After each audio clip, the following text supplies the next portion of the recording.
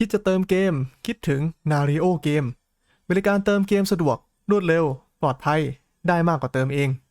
ลิงก์อยู่ใน description เลยนะครั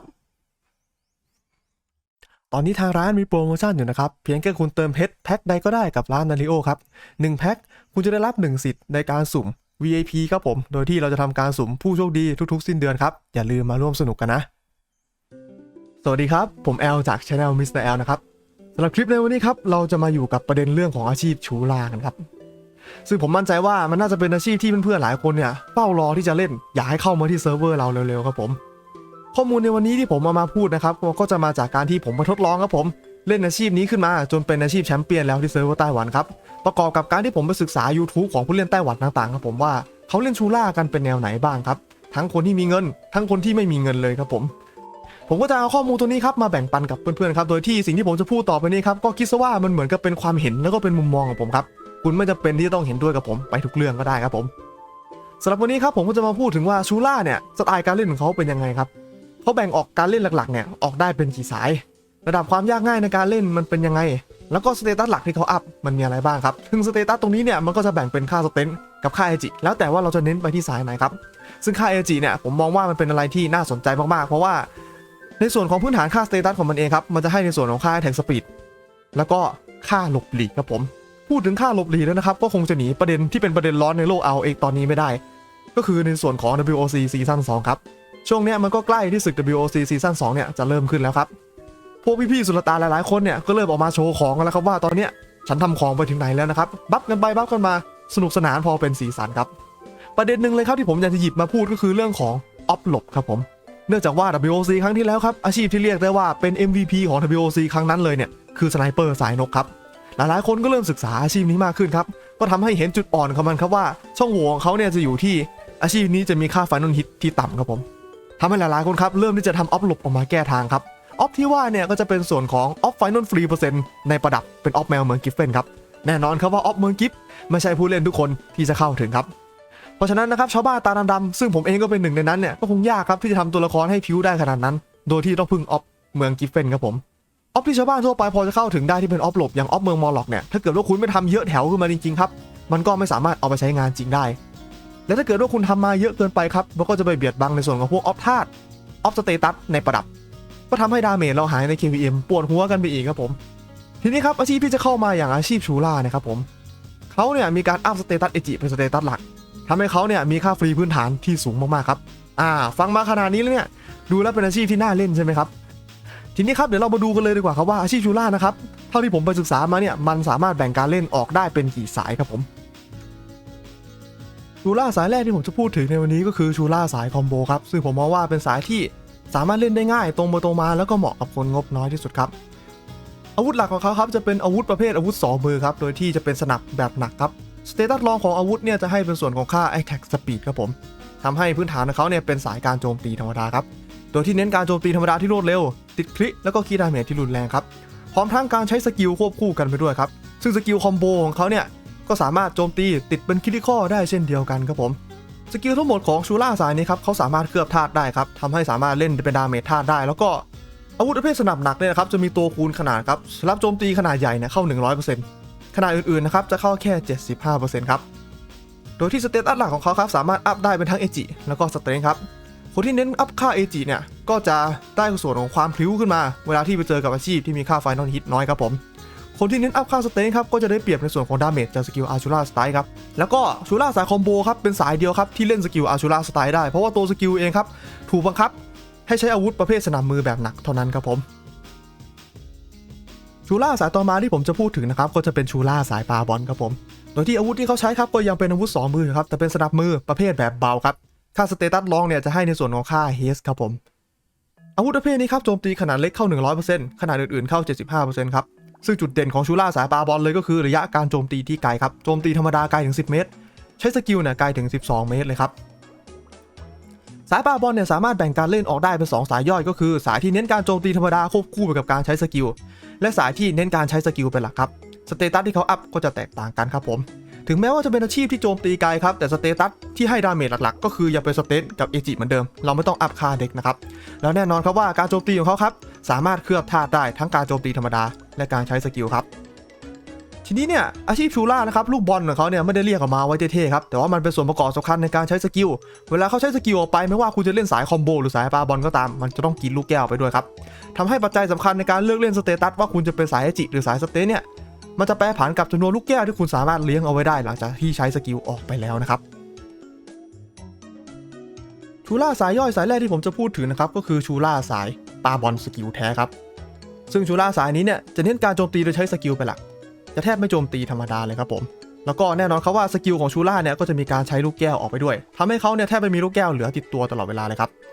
แล้วไอตัวลูกแก้วนี่แหละครับมันเป็นปัจจัยสำคัญมันคือสิ่งที่คอยแปลงค่าเอจิของเราเป็นดาเมจครับยิ่งลูกแก้วเราน้อยเนี่ยอัพเอจิไปก็ได้ดาเมจน้อยลงครั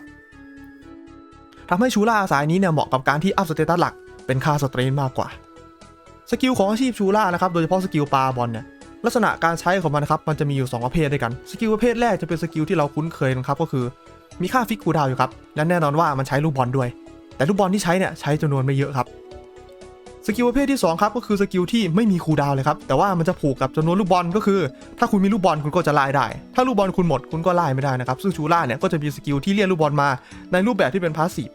แล้วก็แบบที่เป็นแอคทีฟครับซึ่งตอนที่คุณยังไม่ถึงคลาส3เนี่ยแม็กลูกบอลของคุณยังน้อยครับลูกบอลคุณก็เรียกมาได้ช้าก็จะทำให้มันค่อนข้างเล่นลำบากนิดนึงชูล่าสายปาบอลสายที่2ครับจะเป็นชูล่าสาย Attack Speed ครับก็คือเน้นการปาบอลไปด้วยแล้วก็ใช้สกิลควบคู่กันไปด้วยครับสกิลที่เขาเลือกใช้เนี่ยจะเป็นสกิลที่เป็นประเภทแรกเท่านั้นครับก็คือมีค่าฟิกคูลดาวน์แต่กินลูกบอลน้อยด้วยความที่เขาจะต้องเลี้ยงลูกบอลเอาไว้ระดับหนึ่งครับเพราะว่าเขาอัพค่าเอจิเป็นหลักไม่อย่างนั้นเนี่ยถ้าเกิดลูกบอลไม่เหลือเขาก็จะไม่มีดาเมจครับเหตุผลที่เขาต้องทำอย่างนั้นก็เพราะว่าสกิลพวกเนี้ยมันวนกันไม่ค่อยจะทันแล้วก็การอัพค่าเอจิเนี่ยมันจะให้ในส่วนของค่า Attack Speed ครับทำให้เขาเนี่ยสามารถโจมตีได้รวดเร็วโดยที่ไม่ต้องพึ่งในส่วนของ Attack Speed จากอาวุธจากการ์ดหรือจากอาวุธเงาได้เลยครับผมเอาจากค่าเอจิล้วนๆก็พอที่จะใช้งานแล้วครับปัญหาของสายนี้ก็คือช่วงแรกๆครับผมเอจิยังมีไม่เยอะใส่ปรับเอจิได้ยากครับผมทำให้การโจมตีธรรมดาเนี่ยยังค่อนข้างช้านะครับชูล่าสายปาบอลทั้ง2สายเนี่ยเป็นอะไรที่ผมมองว่ามันค่อนข้างเล่นได้ยากกว่าสายคอมโบครับผมเพราะว่าเงื่อนไขอะไรหลายๆอย่างที่เราต้องคิดในหัวครับแต่ถึงแม้ว่าคุณจะเล่นชูล่าปาบอลสายเอจิครับคุณก็สามารถใช้สกิลที่กินลูกบอลได้เยอะเหมือนกับสายสเตนได้อยู่ดีแต่ว่าต้องควบคุมมือครับผมจะต้องรู้จังหวะในการใช้นิดนึงนะครับมาถึงตรงนี้ครับผมก็คิดว่าเพื่อนๆหลายคนน่าจะเริ่มสงสัยแล้วแหละว่าอาชีพชูล่านะครับถ้าเกิดว่าคุณอัพเอจิไปเนี่ยมันจะไปเป็นแอคแท็กได้ยังไงครับผมเหตุผลมันมาจาก3สกิลหลักๆอันนี้ครับอาชีพชูล่าจะมีสกิลอยู่3สกิลซึ่งมันจะเป็นผลของพาสซีฟจากตัวในสกิลเองครับผมอันแรกครับจะเป็นสกิลไอรอนแฮนด์อันนี้ครับเมื่อคุณใส่อาวุธประเภทสนับมือไม่ว่าจะเป็นสนับแบบไหนคุณจะได้ค่าแท็กเท่ากับ80บวกกับ 50% ของเอจิครับตรงนี้ก็ดูปกติไม่ได้เยอะแยะอะไรอีก2สกิลตัวนี้ครับก็คือสกิลคอสเปริตแล้วก็สกิลเซนครับผมคุณสมบัติพาสซีฟของสกิลมาเนี่ยที่เป็นส่วนพาสซีฟจะเหมือนกันก็คือเมื่อคุณทำการเรียกลูกบอลออกมาครับที่เลเวล10ของทั้ง2สกิลนี้เนี่ยมันจะทำการแปลงเอจิครับผม 50% ของเอจิมาเป็นแอคแท็กครับต่อลูกบอล1ลูก 50% 2สกิลเป็น 100% ครับแล้วตอนที่คุณเปลี่ยนเป็นมองแล้วเนี่ยคุณสามารถเรียกลูกบอลได้สูงสุด5ลูกครับผมก็หมายความว่าการที่คุณอัพเอจิ1หน่วยครับตอนที่คุณเป็นมองแล้วเนี่ยคุณจะได้ค่าแท็กมาเท่ากับ 5.5 หน่วยครับค่าตรงนี้มันมากน้อยแค่ไหนลองเทียบกับสเตนดูครับผมปกติสเตน1หน่วยจะให้ค่าแท็กเท่ากับ4หน่วยครับแต่สเตนครับเวลาอัพครบ100หน่วยเนี่ยมันจะได้ส่วนของโบนัสโอดินที่เพิ่มค่าสเตตัสพื้นฐานขึ้นมันอีกทีละ 5% ก็ต้องอัพทบไปทีละ100ใช่ไหมครับค่าสเตนครับจะให้แสดงผลได้ใกล้เคียงกับเอจิที่1หน่วยได้ 5.5 แท็กเนี่ยคุณจะต้องอัพสเตนอยู่ที่ประมาณ700 ถึง 800 หน่วยครับผมที่สเตน700ครับจะได้ค่าแท็กสเตน1หน่วยแอคแท็กเท่ากับ 5.4 ขณะที่800เนี่ยจะได้แท็กเท่ากับ 5.6 ครับถามว่าเลขตัวนี้นี่มันมากไหมมันก็ไม่ได้เยอะอะไรครับผมแต่ช่วงต้นๆเนี่ยมันก็เป็นสเตตัสที่ทำให้ไปถึงค่อนข้างยากครับทีนี้ครับหลายๆคนอาจจะคิดว่าเฮ้ยถ้าเกิดว่าเราทำสเตนได้เกินเอจิขึ้นไปมากกว่านั้นเนี่ยมันก็ตีแรงกว่าสิแน่นอนใช่ครับผมแต่ว่าเอจิมันไม่ได้ตันอยู่แค่นั้นครับ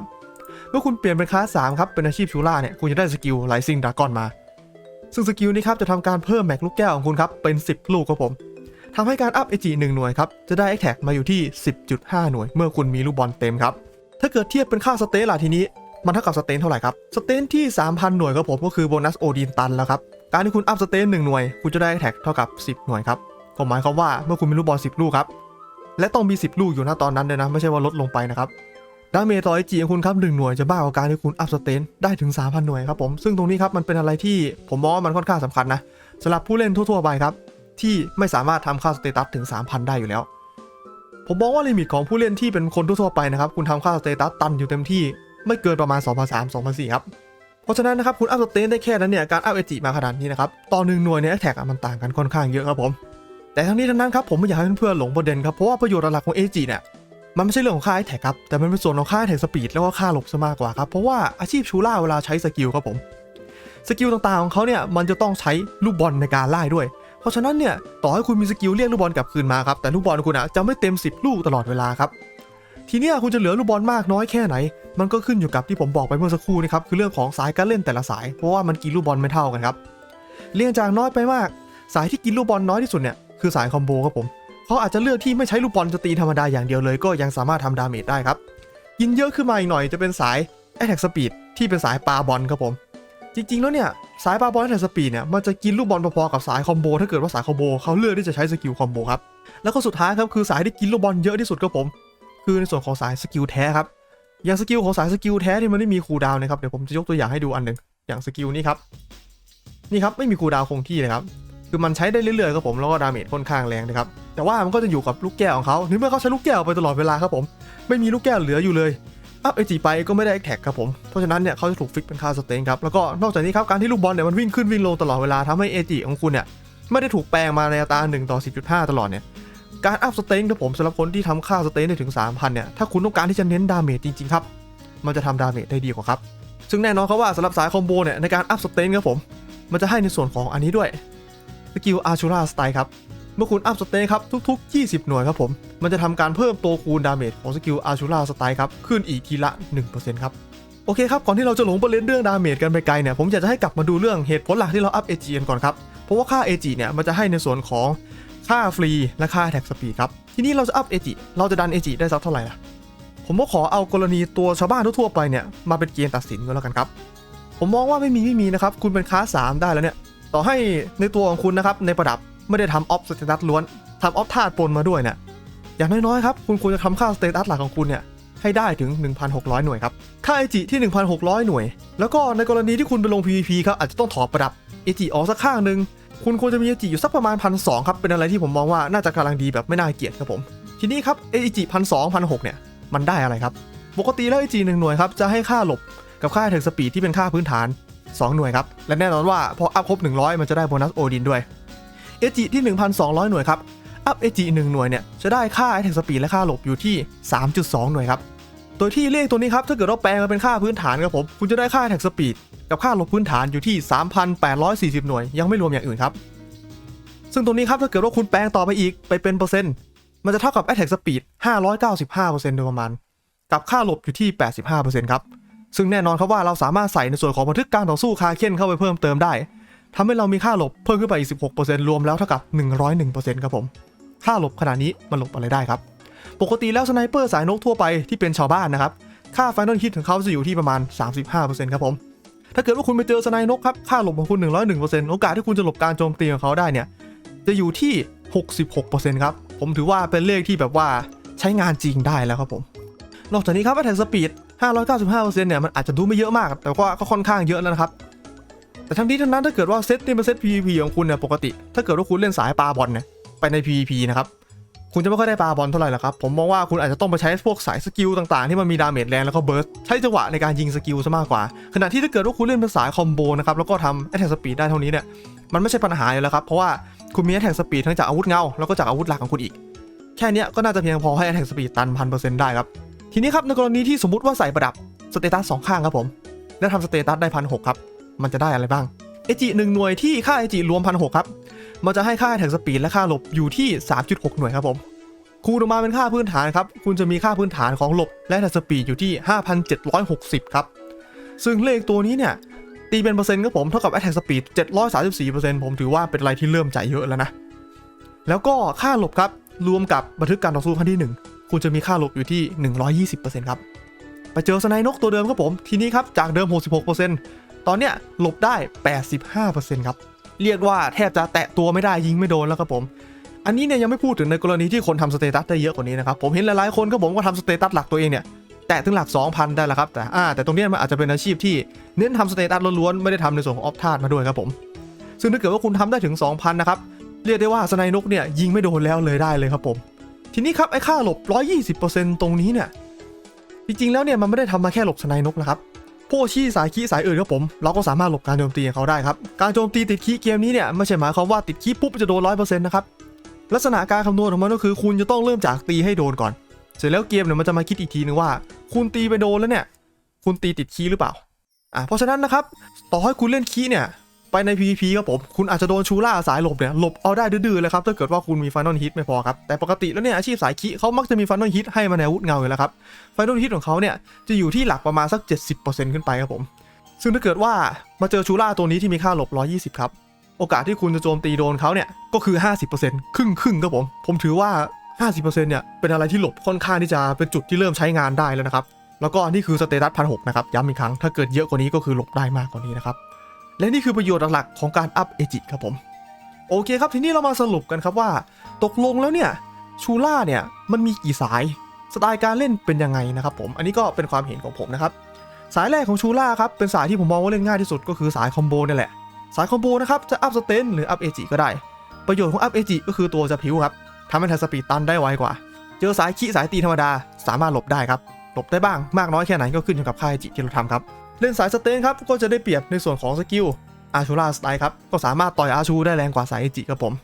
สายคอมโบเป็นสายที่ค่อนข้างเล่นง่ายตรงไปตรงมาไม่มีอะไรซับซ้อนแล้วก็เป็นมิตรต่อผู้เล่นที่งบน้อยนะครับในมุมมองของผมนะเล่นง่ายที่สุดครับต่อมาครับก็จะเป็นสายปาบอลสายปาบอลจะถูกแบ่งออกเป็น2สายครับปาบอลสายแรกจะเป็นปาบอลในแท็กสปีดครับเน้นการโจมตีที่รวดเร็วสเตตัสอัพเป็นเอจิแล้วก็เลี้ยงจำนวนลูกบอลเอาไว้ระดับหนึ่งเราจะไม่ใช้สกิลที่เผาลูกบอลไปจนหมดเพราะว่าแอคแท็กเราจะหายครับสายนี้ครับผมมองว่ามันจะโดดเด่นใน KVM เนื่องจากว่าอัพเอจิเป็นหลักทำให้ตัวเองมีความพิ้วตัวเองสามารถหลอยจากระยะไกลได้สกิลที่มีความแรงอย่างสกิลที่มันไม่มีคูลดาวน์ทั้งหลายเนี่ยจริงๆแล้วก็ยังสามารถใช้ได้แต่จะใช้ได้ไม่ถี่เท่ากับสายสกิลแท้เท่านั้นเองครับผมและผมมองว่าเป็นสายที่ถ้าเกิดว่าคุณยิ่งมีเงินครับมันยิ่งเก่งจะเป็นสายที่เพดานการโตของผมเนี่ยผมมองว่ามันสูงที่สุดในบรรดาทุกสายแปรผันตามจำนวนเงินครับเพราะว่ามันอยู่ตรงกึ่งกลางมันทำได้แทบจะทุกอย่างครับผมสายสุดท้ายครับคือสายสกิลแท้